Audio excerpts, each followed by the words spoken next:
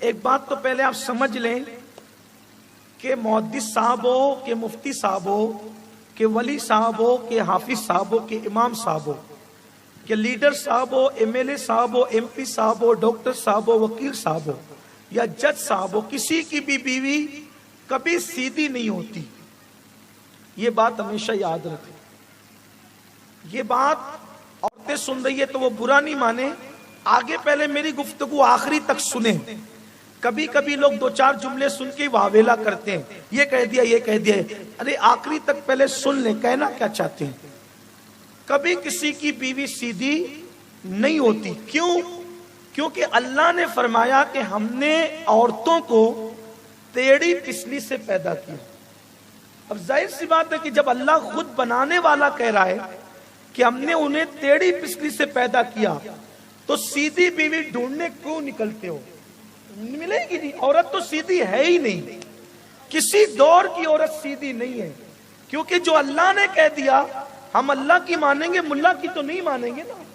ایک بیوی عورت سیدھی نہیں ہو سکتی کیونکہ اس کو بنایا اللہ نے پسلی سے، اور پسلی کوئی سیدھی نہیں ہوتی. آپ دیکھ لیں ٹیڑھی ہوتی ہے، لیکن پسلی ٹیڑھی ہوتی ہے مگر آپ کی ہوتی ہے. بات خاص یہ ہے، پسلی ٹیڑھی ہوتی ہے مگر ہوتی ہے آپ کی. اور جو چیز اپنی ہوتی ہے وہ پھر کیسی بھی ہو وہ نکال کے پھینکی نہیں جاتی بلکہ اس کو رکھ کر کے نبھایا جاتا ہے. اسی لیے اللہ کے رسول علیہ السلام نے فرمایا، اللہ کے رسول علیہ السلام نے فرمایا عورتیں ٹیڑھی پسلی سے بنی ہے، اس کو سیدھا کرنے مت جانا. بھئی جس کو اللہ نے ٹیڑھا بنایا اب اس کو سیدھا کرنے جاؤ گے تو وہ سیدھی تو نہیں ہوگی، البتہ وہ ٹوٹ جائے گا. پسلی کی ہڈی سیدھی نہیں ہو سکتی. ارے کتے کی دم جو ہوتی ہے نا وہ نرم ہوتی ہے اگر ٹیڑھی ہوتی ہے. انسان کی پسلی تو سخت ہو کر ٹیڑھی ہوتی ہے. تو جو نرم ہو کر کے کبھی سیدھی نہ ہو سکے وہ سخت ہو کر کے کیسے سیدھی ہو سکتی ہے؟ یہ بات ہے. تو حضور نے فرمایا اس کو سیدھا کرنے مت جانا، وہاں بکراتی کرنے کی اجازت نہیں ہے. حضور نے کہا سیدھا کرنے مت جانا ورنہ تو توڑ دے گا، اور توڑنے ہی کو طلاق کہتے ہیں. تو سیدھا نہیں کرنا، جیسی ٹیڑھی ہے ویسے ہی ٹیڑھی سے نبھا کرنا ہے، پیار پیار سے، محبت محبت سے. اگر وہ منہ چلائے آپ نے ہنس دینا ہے، آپ نے نکل جانا ہے، مسکرا دینا ہے. اس لیے کہ اللہ کے رسول نے فرمایا سب سے بڑا پہلوان کون ہے؟ صحابہ نے عرض کی یا رسول اللہ سب سے بڑا پہلوان وہ ہے جو سب کو پچھاڑ دے اور وہ کسی کو پچھاڑ نہ سکے. جو سب کو پچھاڑ دے وہ اور اس کو کوئی پچھاڑ نہ سکے. سرکار نے فرمایا نہیں، جو سب کو پچھاڑ دے اور اس کو کوئی پچھاڑ نہ سکے وہ بڑا پہلوان نہیں ہے، بلکہ جو اپنے غصے کو پی جاتا ہے وہ سب سے بڑا بہادر اور پہلوان ہے. اب پتا چلا بہادر لوگ کون ہیں؟ جو غصہ پی جاتے، جو غصے میں تھر تھر کانپے، آنکھیں نکالے، مار ٹھوک کرے اور ضربہ یضربو کی گردان پڑنے لگے.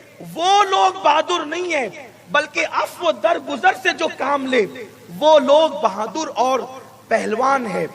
ایسے ہی ہوا. ایک بزرگ تھے بہت بڑے، حضرت سیدنا شیخ ابو الحسن خرقانی.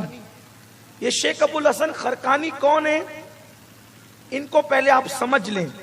یہ شیخ ابو الحسن خرقانی وہ ہیں کہ جب محمود غزنوی نے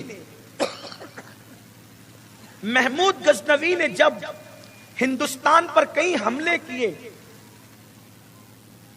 جی محمود غزنوی نے جب ہندوستان پر کئی حملے کیے اور وہ کامیاب نہیں ہو سکا تو وہ پہنچا اللہ کے ولی کی بارگاہ میں، حضرت شیخ ابو الحسن خرقانی کی بارگاہ میں، اور کہا شیخ صاحب میری تلوار ناکام ہے، آپ کچھ ایسا کریں کہ مجھے اللہ کامیابی دے.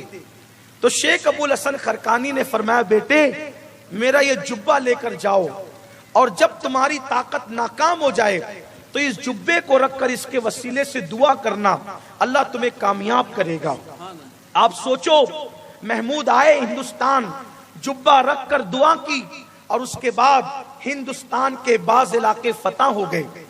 جس کے جبے میں اتنی تاثیر ہو کہ اس کے وسیلے سے دعا قبول ہوتی ہو، اس شخص کے وجود کی تاثیر کیا ہوگی، اس شخص کے وجود کی تاثیر کیا ہوگی؟ وہ ہیں شیخ ابو الحسن خرقانی رحمت اللہ تعالی علیہ۔ اب شیخ ابو الحسن خرقانی اتنے بڑے مرتبے پہ کیسے پہنچے؟ ہوا یہ کہ ایک بہت بڑا فلسفی تھا، دنیا کا ایجوکیٹڈ انسان، بہت پڑھا لکھا انسان تھا، وہ اتفاق سے حضرت شیخ ابو الحسن خرقانی کا مرید ہو گیا۔ اور جب مرید ہوا تو ایک دن اس کے دل میں خیال آیا، بہت دن میں نے ہو گئے شیخ کی زیارت نہیں کی، شیخ ابو الحسن خرقانی کی زیارت نہیں کی، چلنا چاہیے اور حضرت سے ملنا چاہیے۔ خانقاہ میں گیا، خانقاہ میں حضرت تھے نہیں، لوگوں نے کہا گھر گئے، گھر پہ آئے، دروازے پہ دستک دی، دروازے پہ دستک دی تو اندر سے آواز آئی، کون؟ تو کہا میں فلاں فلسفی ہوں، حضرت کا مرید ہوں، کیا شیخ ابو الحسن خرقانی ہیں؟ وہ اندر سے آواز آئی، ارے وہ مکار، وہ شیخ کب سے بن گیا، وہ حضرت کب سے بن گیا؟ ان کے پیروں کے نیچے سے زمین نکل گئی۔ یا اللہ، جس کی بیوی اس کو مکار کہے اور کہے کہ وہ شیخ کب سے ہو گئے، وہ حضرت کب سے ہو گئے، وہ تو مکار آدمی ہے۔ انہوں نے سوچا سب سے معتبر بات کس کی؟ بیوی کی۔ ابھی یہ بندہ پہلی دنیاوی پڑھا لکھا تھا، جلدی سے اللہ والوں کو مانتا نہیں تھا، ایک ہی کو مانا تھا۔ اب اس میں بھی گھر سے اس طرح کی بات آئی، دور ایک دوسرا مرید کھڑے رہ کر یہ منظر دیکھ رہا تھا، اس فلسفی کو بلایا کہ ادھر آؤ، ادھر آؤ۔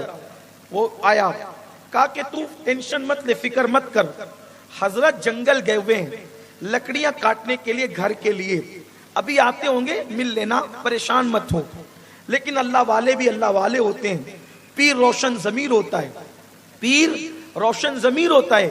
روزانہ شیخ ابو الحسن خرقانی اپنے گھر کی لکڑیوں کو، چولہے کی لکڑیوں کو سر پہ رکھ کے لاتے تھے، لیکن اس دن وہ فلسفی صاحب کو جو حضرت کی بیوی نے خطرناک ڈوز دے دیا تھا، تو اب کی مرتبہ حضرت آ رہے تو اس شان سے آ رہے ہیں کہ شیر پر بیٹھے ہوئے ہیں، آگے لکڑی کا گٹھا رکھا ہوا ہے اور سانپ کو ہاتھ میں چابک بنا رکھا ہے، شان سے چلے آ رہے ہیں۔ جب ان کو اس طرح آتے دیکھا تو وہ فلسفی سوچنے لگا، نہیں نہیں، میرے حضرت تو بہت صحیح ہے، اگر غلط ہوتے تو شیر پر بیٹھتے کیوں اور سانپ کو چابک کیوں بناتے؟ ان کی بیوی غلط ہے۔ آیا، پیر چومے، ہاتھ چومے، سرکار ایک بات کہنا چاہتا ہوں۔ کہا بولو حضرت، آپ کے گھر گیا تھا، آپ کی بیوی تو آپ کو مکار کہتی ہے اور کہتی وہ حضرت کب سے ہو گئے، وہ شیخ کب سے ہو گئے، وہ بزرگ کیسے ہو گئے، وہ تو مکار ہے مکار۔ حضرت اگر آپ نے یہ منظر نہ دکھایا ہوتا تو میں کبھی کسی ولی کا معتقد نہ رہ جاتا۔ حضرت آپ پہلا ایک کام کریں، اس بدبخت عورت کو اپنے گھر سے نکال دیں، اس کو طلاق دے دیں، ورنہ لوگ آپ سے بدزن ہو جائیں گے۔ شیخ ابو الحسن خرقانی نے مسکرا کے کہا، خاموش رہو، وہ میری بیوی ہے، وہ میری شریک حیات ہے، اور سنو یہ جو تم منظر دیکھ رہے ہو کہ میں شیر پہ بیٹھ کر اور سانپ کا چابک بناتا ہوں، یہ مرتبہ مجھے نماز روزوں کی وجہ سے نہیں ملا، میری بیوی کے ظلم پر میں نے صبر کیا، اللہ نے مجھے یہ مرتبہ سبحان اللہ، سبحان اللہ، یہ مقام عطا فرما دیا۔ سبحان اللہ، سبحان جو اللہ، نفل عبادتوں سے مرتبہ نہیں ملا، وہ بیوی کی تلخیوں پہ صبر کرنے سے ملا، یہ ہے۔ اور جو دوسری اور آخری بات اختتام کو پہنچتی ہے وہ یہ ہے کہ یاد رکھنا کہ جب بھی بیوی آپ کا دل دکھائے گی تو آپ کے مرتبے بڑھیں گے، اور اگر اللہ نہ کرے آپ سے بیوی کا دل دکھ جائے تو اس کے بھی مرتبے بڑھیں گے۔ ایک بزرگ تھے، ایک ولی تھے، ان کو لوگ حضرت رسول نما کہتے تھے۔ کیا کہتے تھے؟ حضرت رسول نما۔ یہ حضرت رسول نما کی کرامت یہ تھی کہ وہ جس کی بھی سفارش کر دیتے بارگاہ رسالت میں، اس بندے کو رسول اللہ کا دیدار ہو جاتا، حضور کی زیارت ہو جاتی۔ اب وہ سب کو زیارت کراتے تھے، جو آتا تھا سرکار رسول نما ہمیں زیارت کرائیں، وہ سفارش کرتے سرکار میں، خواب میں زیارت ہو جاتی، دعا کرتے زیارت ہو جاتی، نظر ڈالتے زیارت ہو جاتی۔ ایک دن ان کی بیوی نے کہا حضرت رسول نما سے، حضرت سب کو زیارت کراتے ہیں، مجھے بھی تو ایک دن زیارت کرائیں حضور کی زیارت، میں بھی کرنا چاہتی ہوں۔ انہوں نے کہا ٹھیک ہے، بہت اچھا، میں تمہیں زیارت کراتا ہوں، لیکن اس کے لیے ایسے سستی زیارت نہیں ہوگی، تمہیں اس کے لیے کچھ کرنا پڑے گا۔ کیا کرنا پڑے گا؟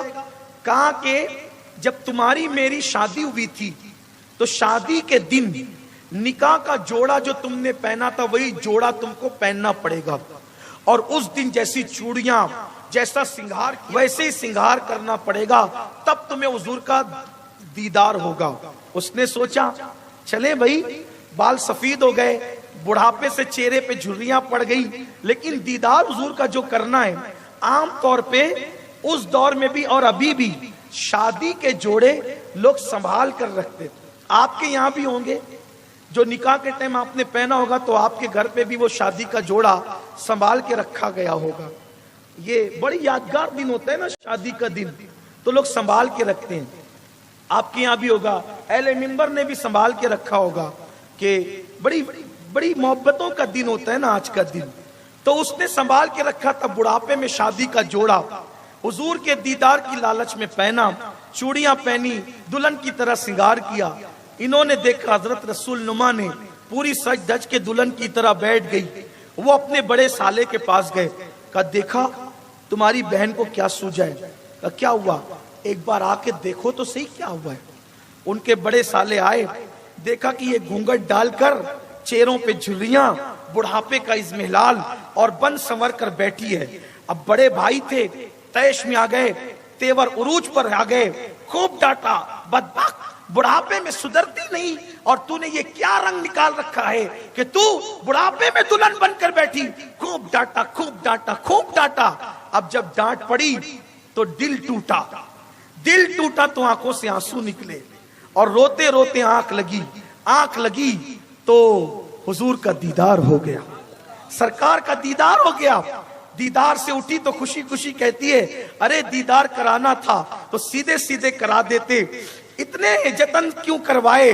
فرمایا جن کے دل ٹوٹتے ہیں انہی کو نبی کا دیدار نصیب ہوتا ہے۔ سبحان اللہ، تیرے پاس ہر نعمت موجود تھی، تیرے پاس ہر نعمت موجود تھی، اس لیے تیرا دل کبھی ٹوٹا نہیں، اس لیے کبھی تجھے حضور کا دیدار نصیب نہیں ہوا۔ تو میرے عزیزوں، کبھی بیوی دل دکھائے اور دل ٹوٹ جائے تو اس طرح کے انعامات بھی ہوا کرتے ہیں، اور میری بہنوں سے بھی کہتا ہوں کہ شوہر دل دکھائے اور دل ٹوٹ جائے تو اس طرح کے بھی انعامات ہوا کرتے ہیں۔ اس لیے طلاق اور گھر جا کر بیٹھ جانا، ایک دوسرے پہ کیس کباڑی کرنا، طلاق لینا، ایک دوسرے کا ساتھ چھوڑ دینا، بچوں کی زندگیوں کو تباہ کر دیتا ہے، خاندانوں کو برباد کر دیتا ہے۔ آؤ محبتوں کو عام کریں، پیار کو عام کریں، اپنے دلوں سے نفرتیں نکال دیں۔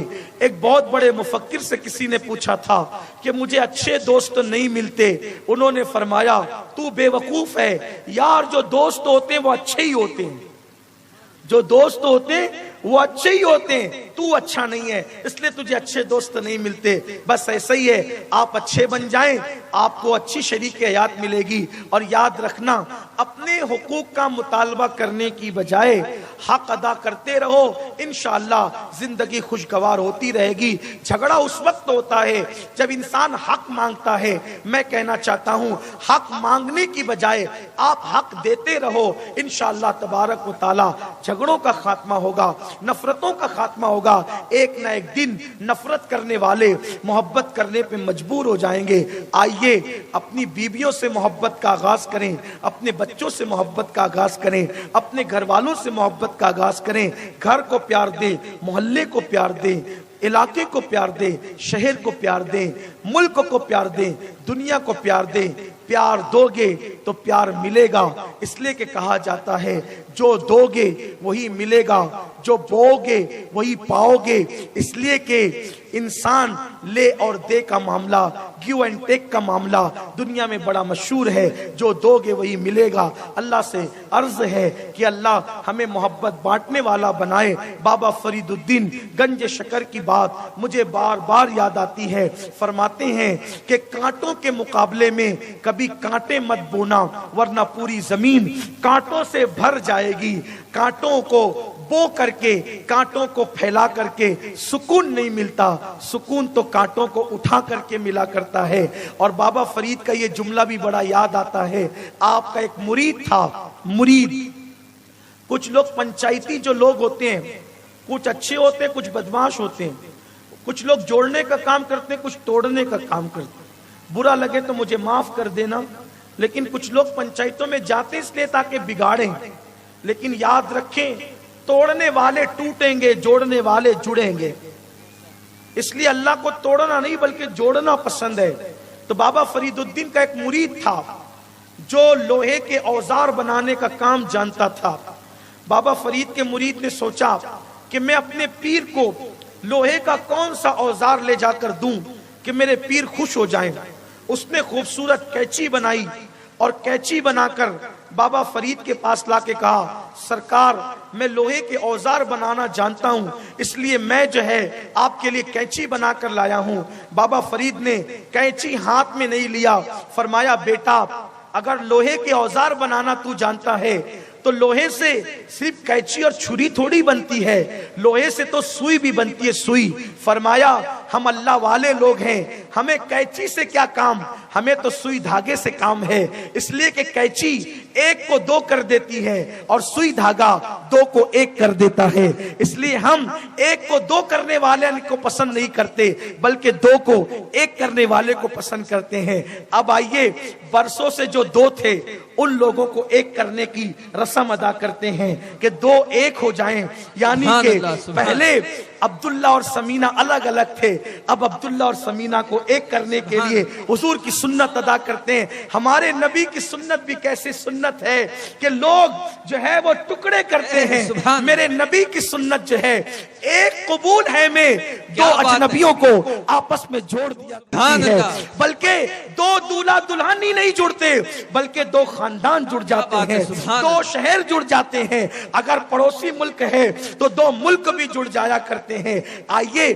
اب ذرا جوڑنے کا شرف حاصل کرتے ہیں۔ سبحان اللہ، ہمارے مذہب میں نکاح میں شرکت کرنے کے ثواب پر ثواب کی بشارت آئی ہے، اس لیے کہ جوڑنے کی جو محفل ہے اس میں مغفرت کی بشارتیں دی جاتی ہیں۔